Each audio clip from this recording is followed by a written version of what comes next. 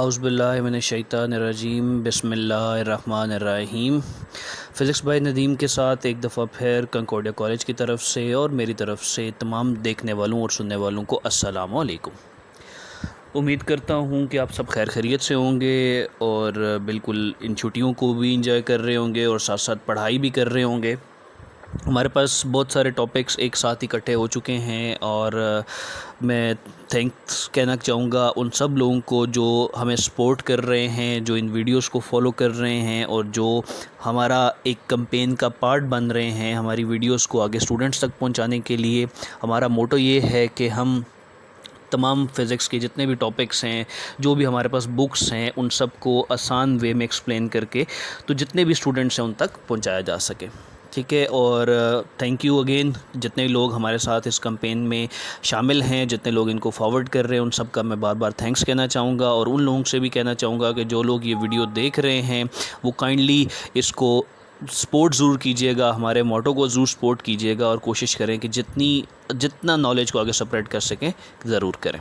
ठीक है, और जो आप लोगों के भी टॉपिक्स हैं वो भी आप नीचे कमेंट्स में बता सकते हैं, मैं उनको शामिल ज़रूर करूँगा, किसी न किसी पार्ट में, किसी न किसी पोर्शन में ज़रूर शामिल करेंगे। वीडियो बनाने में टाइम ज़रूर लगता है बट इंशाल्लाह साथ साथ कुछ ना कुछ दिनों में हम सारे के सारे टॉपिक्स इंशाल्लाह बना के आगे फॉरवर्ड कर देंगे।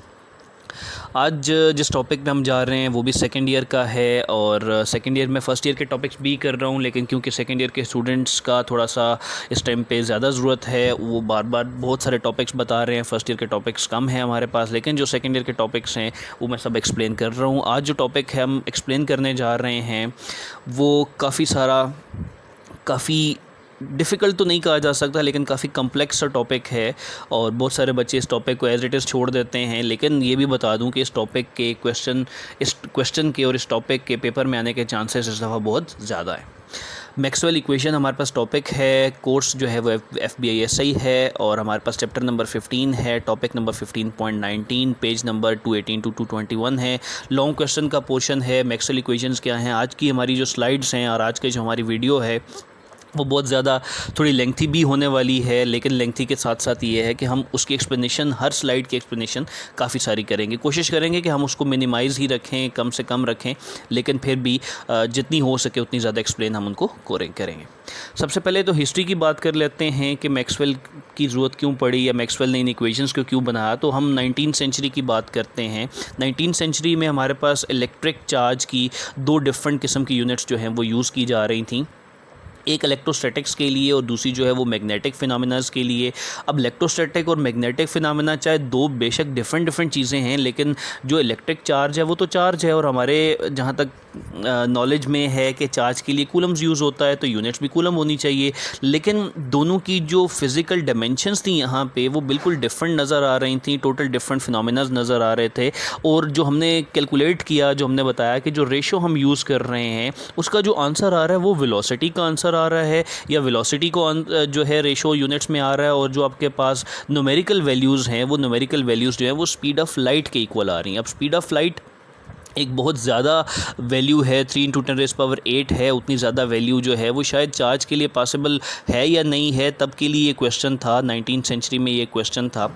और ये जो पूरी की पूरी स्पीड है इसको हम एक्स्ट्रा ऑर्डिनरी कोइंसिडेंस कह सकते थे कि ये सिर्फ कोइंसिडेंस है कि हमारे पास जो वैल्यू है वो वेलोसिटी की आ रही है। हालांकि हम चार्ज की बात कर रहे हैं, हम इलेक्ट्रिक चार्ज की बात कर रहे हैं, लेकिन जो वैल्यू है वो वेलोसिटी की आ रही है और जो आंसर आ रहा है वो स्पीड ऑफ लाइट का आ रहा है। तो इसके लिए हमारे पास जो है वो एक्सप्लेनेशन चाहिए थी और इस एक्सप्लेनेशन के लिए जो है सबसे पहले जो है वो मैक्सवेल ने बात की है। साइड्स में चीज़ें काफ़ी सारी लिखी हैं, बस आपने साथ साथ जो है वो नोट करते जाना है कि हम किस चीज़ को एक्सप्लेन कर रहे हैं। मैक्सवेल ने बहुत सारी एक्सप्लेनेशंस दी, लेकिन उसने जो मेन चीज़ फाइंड की वो ये थी कि जो बेसिक प्रिंसिपल्स था इलेक्ट्रोमैग्नेटिज्म का वो सिर्फ 4 फंडामेंटल इक्वेशंस में बनाया जा सकता है। और वो 4 फंडामेंटल इक्वेशंस कौन कौन सी हैं, उन इक्वेशंस को हम मैक्सवेल इक्वेशन कहते हैं। हाँ, यहाँ से आगे मूव करने से पहले मैं ये कहूँगा कि आप Gauss's law, Faraday's law, ampere law और जो आपके पास जो इलेक्ट्रिक फ्लक्स और मैग्नेटिक फ्लक्स की वैल्यूज़ हैं उनको अगर आप साथ साथ लाजमी देख के आ सके तो वो बहुत एक स्पोर्टिव वैल्यू हो जाएगी। हमारे पास गॉसेस लॉ की वैल्यू है, फैराडेज लॉ है, उसके बाद एम्पेयर्स लॉ है। तो ये सारी चीज़ें जो हैं वो हमने देखनी है। इलेक्ट्रिक फ्लक्स और मैग्नेटिक फ्लक्स की बात भी हमने करनी है साथ में।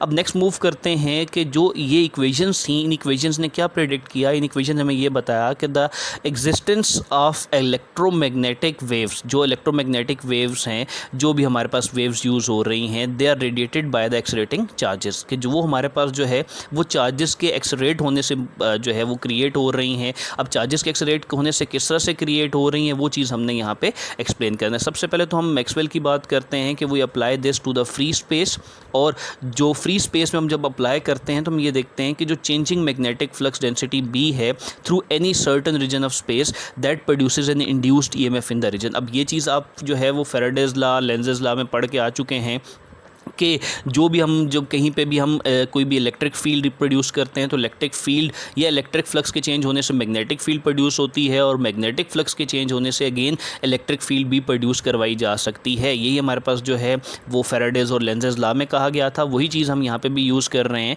तो फ्री स्पेस में हम यूज़ कर रहे हैं और चेंजिंग मैग्नेटिक फ्लक्स डेंसिटी की बात कर रहे हैं एनी सर्टन एरिया, तो हमारे पास जो इंड्यूस्ड ईएमएफ है वो रीजन में प्रोड्यूस हो रहा है। अब डायग्राम जैसे नज़र आ रही है, अगर हम मैग्नेटिक फील्ड लाइन्स को यहाँ शो कर रहे हैं तो ये जो हमारे पास एक कॉइल सी यहाँ पे आपको नज़र आ रही है या एक सर्कुलर पाथ नज़र आ रहा है, इस सर्कुलर पाथ की कॉइल में हमारे पास जो है वो क्या प्रोड्यूस होगा, इसमें हमारे पास जो है वो चार्ज प्रोड्यूस होगा, इलेक्ट्रिक फील्ड प्रोड्यूस होगी, और उस इलेक्ट्रिक फील्ड को हम जो है हमने डिस्कस करना है। ठीक है, तो हमने जो है करंट का फ्लो देख लिया इन अ क्लोज लूप, जो भी हमारे पास यहाँ पे वायर गिवन है, और ये जो डायग्राम गिवन है इसी को हम नेक्स्ट जो है वो आगे एक्सप्लेन भी करते हैं।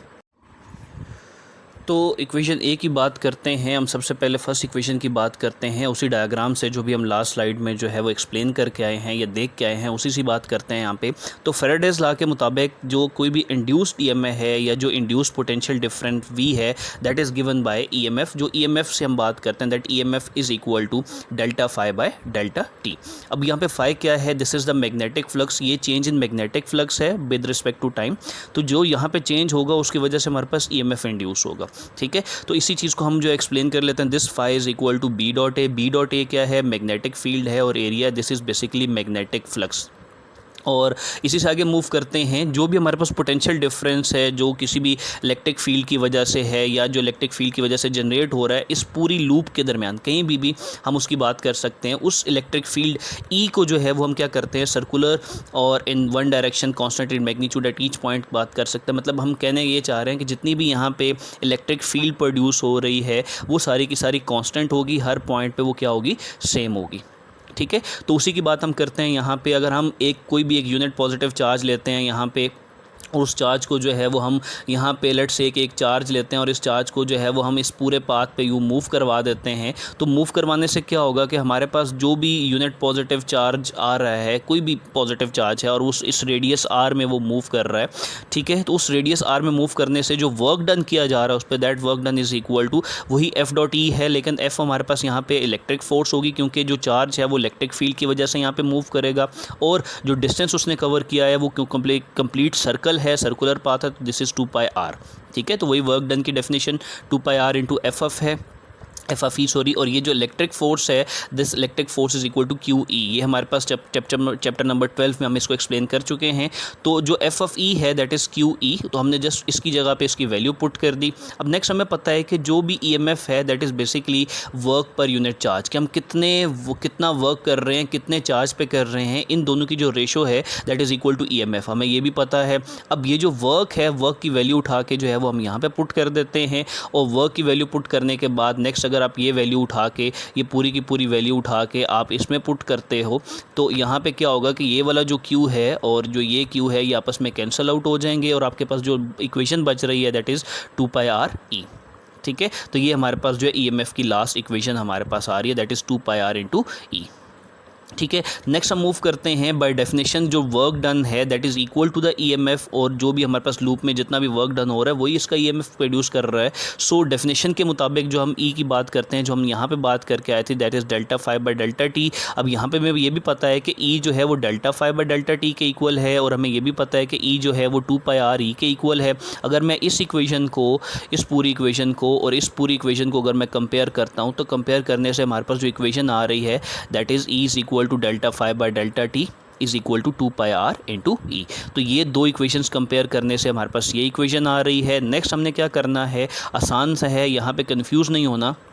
अब यहाँ से अगर मैं ई की वैल्यू फाइंड करना चाह रहा हूँ, दिस इलेक्ट्रिक फील्ड, तो इलेक्ट्रिक फील्ड की बात हम करेंगे। अब इसको हम तो है इस पार्ट को इग्नोर कर देते हैं, सिर्फ हम इतने से पोर्शन की जो है वो बात करते हैं। और इस पोर्शन में हमने क्या करना है, ई की बात करनी है। तो this E is equal to, ये जो 2 पाई आर है ये उधर चला जाएगा, उधर जाके डिवाइड हो जाएगा, तो you will get E is equal to 1/2 pi R into delta phi by delta T.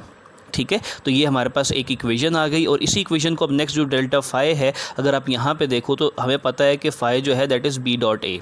ठीक है, और अगर ये बी डॉट ए है तो यही पूरी की पूरी वैल्यू जो है वो अगर हम यहाँ पे ले आते हैं तो इसमें अगर पुट करते हो डेल्टा फाई की जगह पे आपने वैल्यू पुट की है, तो ये बी डॉट ए, यहाँ वाला बी डॉट ए जो है वो यहाँ पे आ रहा है। तो this E is equal to delta B A, और आपके पास ये एज इट इज़ 2 पाई और डेल्टा टी यहाँ पे आ रहा है। ठीक है, तो ये जो पूरी की पूरी इक्वेशन हमने यहाँ पे फाइंड की है, ये इक्वेशन हमें क्या बता रही है, ये इक्वेशन हमें ये बता रही है, this equation shows that a changing magnetic flux give rise to an electric field. कि जो भी हम यहाँ पे इसकी बात करते हैं, अब ये देखो delta B by delta T है या B dot A by delta T है, this is change in magnetic flux. ठीक है, delta phi by delta T आप इस इक्वेशन से भी बात कर सकते हैं, ज़रूरी नहीं आप इससे बात करें, आप इसको इस इक्वेशन से भी बात कर सकते हैं कि जो भी हमारे पास delta phi by delta T है, जो चेंज इन मैग्नेटिक फ्लक्स है, उसकी वजह से क्या प्रोड्यूस हो रहा है, इलेक्ट्रिक फील्ड ई प्रोड्यूस हो रही।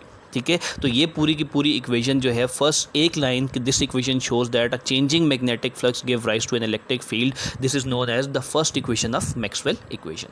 ठीक है, उम्मीद है कि आपको यहाँ पे अंडरस्टैंड हो गई होगी। नेक्स्ट मूव करते हैं। इक्वेशन बी हमारे पास क्या कह रही है, इक्वेशन बी भी एज इट इज़ है, उसी तरह से उसी की बात करनी है हमने, लेकिन थोड़ा रिवर्स वे में बात करनी है। अब यहाँ पे हमने बात की है कि यहाँ पे चेंज इन मैग्नेटिक फ्लक्स जो है वो इलेक्ट्रिक फ्लक्स बी प्रोड्यूस कर सकता है, लेकिन यहाँ पे अब चेंज इन मैग्नेटिक फ्लक्स को हम जो है वो इग्नोर करते हैं। और नेक्स्ट जो हम बात कर रहे हैं वो ये है कि चेंजिंग इलेक्ट्रिक फ्लक्स।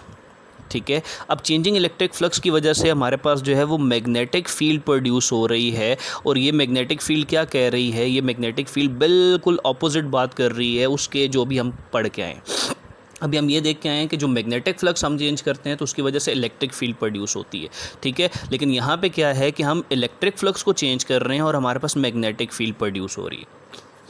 इसी को एक्सप्लेन करने के लिए हम एक कैपेसिटर की बात करते हैं। डायग्राम में अगर आप देखें तो ये आपको पैरेलल प्लेट कैपेसिटर नज़र आ रहा है, और इस पैरेलल प्लेट कैपेसिटर को हमने कनेक्ट कर दिया किसी भी बैटरी के साथ, और ये हमारे पास बैटरी वोल्टेज सोर्स शो है, और ये हमारे पास इन दोनों के दरमियान में डिस्टेंस भी डिस्प्लेसमेंट आ गया, या डिस्टेंस बिटवीन द प्लेट्स कह लें, इनका जो एरिया है वो भी आपके सामने है। तो ये सारी चीज़ें इस डायग्राम में हमारे पास गिवन है।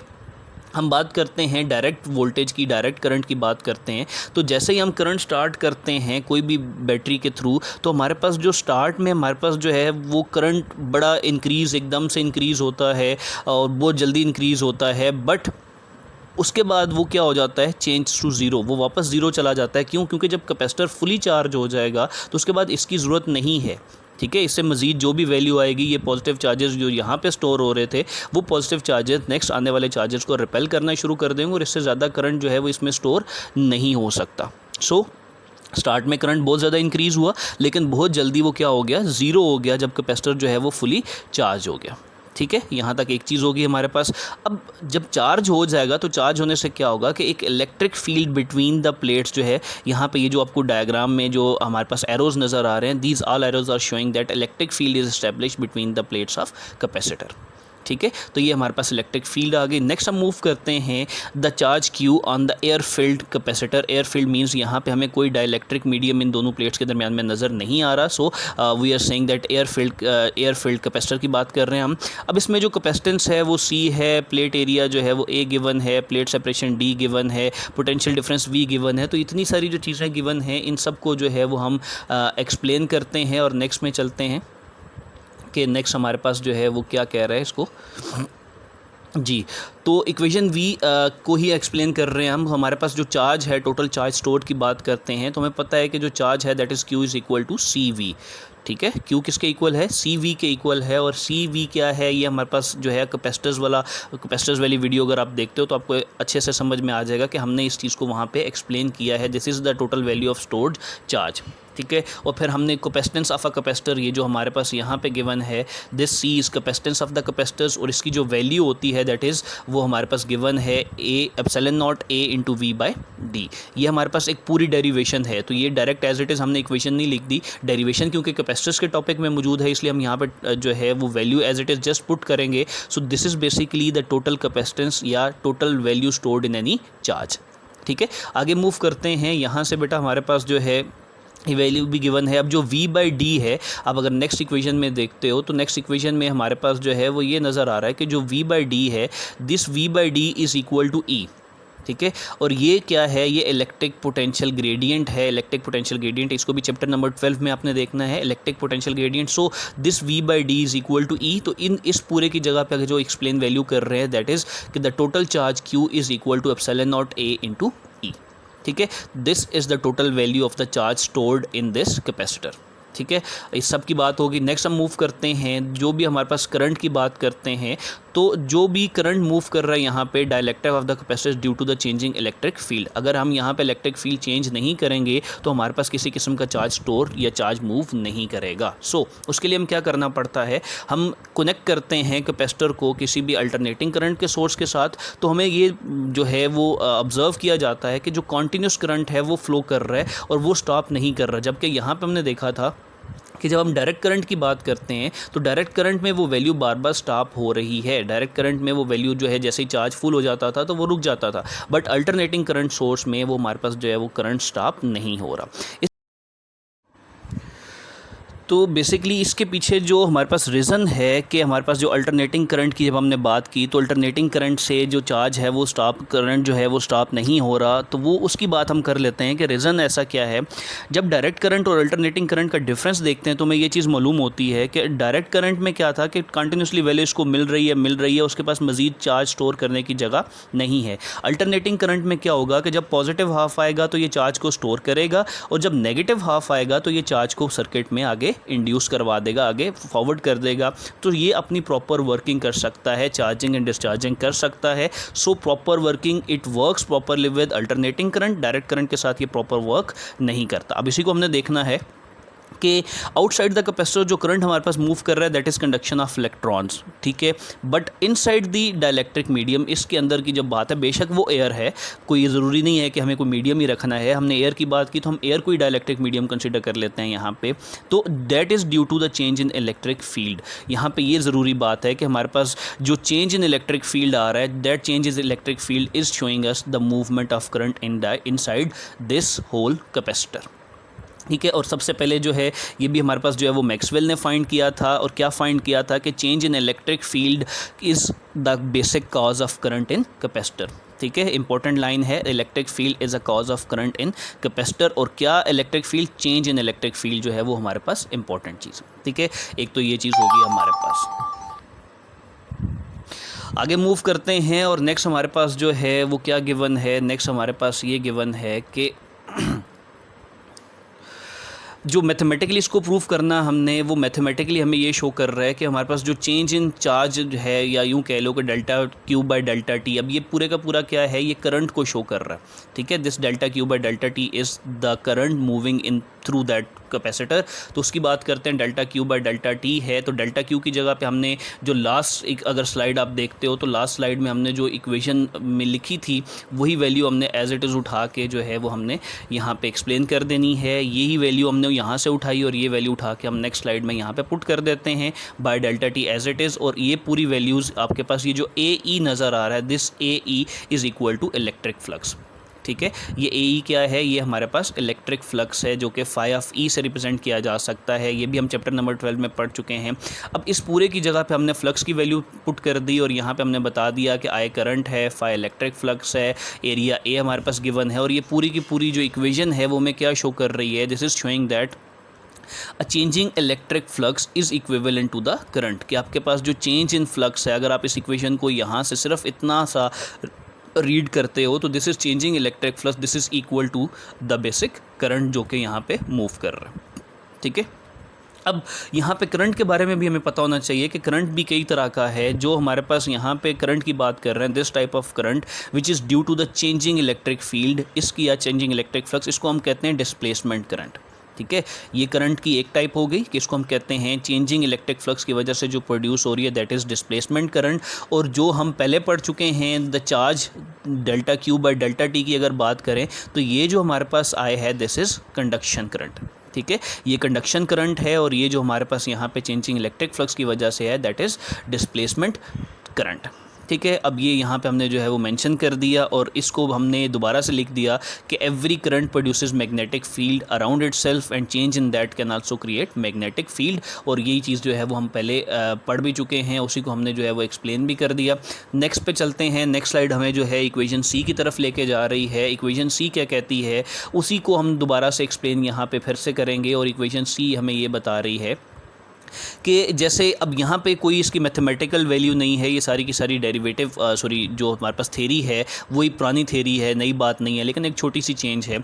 चेंजिंग इलेक्ट्रिक फील्ड हमने बात कर दी, उससे मैग्नेटिक फील्ड बनती है जिसकी वजह से जो डिस्टर्बेंस इन द मीडियम है वो क्रिएट हो रही है। ठीक है, डिस्टर्बेंस इन द मीडियम कैसे क्रिएट हो सकती है कि वो disturbance in the form of waves create होती है, मीडियम में वेव्स जनरेट की जाती हैं। और जो फंडामेंटल रिक्वायरमेंट है generation of the electromagnetic waves के वो यहाँ पे कंप्लीट हो रहा है। क्यों कंप्लीट हो रहा है? क्योंकि जो इलेक्ट्रिक फ्लक्स चेंज हो रहा है उसकी वजह से velocity of the charges change हो रही है। ठीक है, जब वेलोसिटी चेंज होगी तो ऑब्वियसली एक्सेलरेशन प्रोड्यूस होगा और दिस एक्सेलरेशन जो है is due to the changing electric flux. ठीक है, तो बड़ी सिंपल सी बात जो हमने अभी इक्वेशन बी में हम पढ़ के आए हैं कि इलेक्ट्रिक फ्लक्स चेंज हो रहा है, इलेक्ट्रिक फ्लक्स की वजह से हमारे पास यहाँ पे वेलोसिटी चेंज होगी और वेलोसिटी की वजह से एक्सेलरेशन प्रोड्यूस होगा। इस एक्सेलरेशन की वजह से जो हमारे पास है मीडियम है या जो हमारे पास एरिया है उसमें क्या रिक्वायर होगा या उसमें डिस्टर्बेंस क्रिएट होगी। That disturbance is known as the electromagnetic waves. ठीक है, और यही जो हमारे पास इक्वेशन सी है वो इलेक्ट्रोमैग्नेटिक वेव्स की बात करती है और it says the velocity of an oscillating charge as it moves to and fro along the wire is always changing. ठीक है, तो उसकी वेलोसिटी चेंज होती रहेगी तो आपके पास जो है उसमें एक्सेलरेशन प्रोड्यूस होता रहेगा और that acceleration is causing the electromagnetic waves to be generated. ठीक है, ये हमारे पास जो है वो एक चीज़ हो गई। नेक्स्ट जो है वो हम बात करते हैं इक्वेशन डी की। इक्वेशन डी हमें ये बता रही है कि अब हम लाइट की बात कर रहे हैं। Light is a type of electromagnetic wave. बहुत इंपॉर्टेंट चीज़ कि light is basic a type of electromagnetic wave. Maxwell ने ये भी प्रेडिक्ट किया था कि जो वेलोसिटी ऑफ इलेक्ट्रोमैग्नेटिक वेव्स है क्योंकि वो स्पीड ऑफ लाइट के इक्वल है इसलिए they are given by c is equal to c speed of light यहाँ पे शो कर रहा है that is equal to 1/√ε naught times the mu naught. अब एप्सिलॉन नॉट क्या है ये हम पहले पढ़ के आ चुके हैं। This is permittivity of the free space, हमने चैप्टर नंबर 12 में पढ़ा था। और म्यू नॉट जो है that is the permeability. Permeability भी बेसिकली परमिटिविटी ही है, लेकिन इन दोनों में जो डिफरेंस है ये इलेक्ट्रिक फील्ड की वजह से है और जो आपके पास परमेबिलिटी है वो आपके पास मैग्नेटिक फील्ड की वजह से। ठीक है, तो ये मेन डिफरेंस इनमें है। इनकी वैल्यूज़ यहाँ पे दी हुई हैं 8.85 × 10⁻12 है, 4 × 10⁻7 म्यू नॉट है। यूनिट्स इनकी बहुत इंपॉर्टेंट यूनिट्स हैं, कूलम स्क्वायर पर न्यूटन मीटर स्क्वायर है और weber per ampere per metre हमारे पास जो है वो म्यू नॉट की यूनिट है। ठीक है, तो ये जब ये दो वैल्यूज़ उठा के आप इसमें पुट करते हैं तो आपके पास जो फाइनल आंसर आ रहा है that is the speed of light 3 × 10⁸ metre per second. ठीक है, ये आपके पास वैल्यू है जो इक्वेशन डी। अब आपने इक्वेशन ए भी देख ली, इक्वेशन बी भी देख ली, वही फैराडेज लॉ भी हो गया, लेंजेस लॉ भी हो गया, फिर हमने इलेक्ट्रोमैग्नेटिक वेव्स की बात इक्वेशन सी में भी कर ली और अब हम लास्ट जो है speed of light electromagnetic wave को ही एक्सप्लेन कर रहे हैं हम उसी चार्ज के साथ, उन्हीं इलेक्ट्रिक और मैग्नेटिक फील्ड के साथ। तो ये सारी इक्वेशन डी हमारे पास गिवन है। ठीक है, इसके बाद नेक्स्ट जो हमारे पास इक्वेशंस हैं, मैं अगर इस सारी की सारी इक्वेशंस को एक स्लाइड में 4-5 पॉइंट्स में इकट्ठा करना चाहूँ तो मैं उनको कुछ यूँ इकट्ठा कर सकता हूँ कि हमारे पास जो वैल्यू गिवन है उसको हम कुछ थोड़ा सा इस तरह से कर लेते हैं कि जो फैराडेज लॉ है, फैराडेज ने क्या कहा था, the changing magnetic field give rise to an electric field. ठीक है, तो एक इलेक्ट्रिक फील्ड है किसकी वजह से, चेंजिंग मैग्नेटिक फील्ड की वजह से। पहला पॉइंट जो है वो हमारा ये शो कर रहा है। सेकंड पॉइंट क्या शो कर रहा है कि जो एम्पेयर और मैक्सवेल ने मिलकर कहा था कि चेंजिंग इलेक्ट्रिक फील्ड जो है वो मैग्नेटिक फील्ड भी बना सकता है। अब ये पहला पॉइंट और दूसरा पॉइंट पहली और सेकंड इक्वेशन को रिप्रेजेंट कर रहा है। थर्ड हम चलते हैं कि जब हमारे पास कोई भी हम इलेक्ट्रिक या मैग्नेटिक फील्ड चेंज करते हैं विद रिस्पेक्ट टू टाइम, तो हमारे पास जो अदर फील्ड है वो इंड्यूस हो रही है। ठीक है, ये इसी पॉइंट को एक्सप्लेन कर रहा है कि मैग्नेटिक फील्ड चेंज करेंगे तो इलेक्ट्रिक फील्ड बनेगी, और ये फ्लक्स की बात यहाँ पे क्योंकि हो रही है, तो अब यहाँ पे इलेक्ट्रिक फ्लक्स चेंज करेंगे तो मैग्नेटिक फील्ड बनेगी। ठीक है, और जो नेट इफेक्ट है वो क्या है कि इन दोनों की वजह से जो भी चेंज हो रहा है, चेंज की वजह से हमारे पास डिस्टर्बेंस क्रिएट हो रही है। That disturbance is electromagnetic disturbance, और this is due to the changing electric and magnetic fields. ठीक हो गया, और ये हमारे पास जो है वो लास्ट पॉइंट भी हो गया, हमारे पास 3 पॉइंट्स कंप्लीट हो गए। और this disturbance is in the form of electromagnetic waves, और इलेक्ट्रोमैग्नेटिक वेव्स क्योंकि स्पीड ऑफ लाइट से मूव करती हैं, तो इसलिए जो बिल्कुल लास्ट पे हमने फर्स्ट स्लाइड के लास्ट पे जो बात की थी, तो वही चीज़ हमारे पास आ गई कि हम अब क्लियर हो गए, मैक्सवेल ने ये चीज़ प्रूव कर दी कि क्यों हमारे पास जो है वो वेलोसिटी की यूनिट रेशो आ रही थी, और क्यों हमारे पास जो वैल्यू है वो 3 × 10⁸ आ रही थी। तो वो सारी चीज़ें हमने यहाँ पे प्रूव कर दी। ठीक है, तो ये सारे के सारी मैक्सवेल की इक्वेशंस थी। नेक्स्ट हम जो है वो देखते हैं, तो इक्वेशंस तो कंप्लीट होगी हमारे पास। ये सारे का सारा जो टॉपिक है ये बहुत इंपॉर्टेंट टॉपिक है इस दफ़ा के पेपर के रिस्पेक्ट से, बोर्ड के पेपर के रिस्पेक्ट से, तो इसको बिल्कुल भी आपने जो है वो स्किप नहीं करना है, अच्छे से इसको तैयार करना है आपने। और उम्मीद करते हैं कि आपको ये सारा टॉपिक जो है वो समझ में आ गया होगा। अगर इसमें से कोई चीज़ समझ नहीं आई तो लाजमी बताना है, उसको हम नेक्स्ट वीडियो में शामिल ज़रूर करेंगे। इसी के साथ हम जो है वीडियो को एंड पे लेके चलते हैं। नेक्स्ट वीडियो तक के लिए जो है वो हम अल्लाह हाफ़िज़, हमारी तरफ से अल्लाह हाफ़िज़।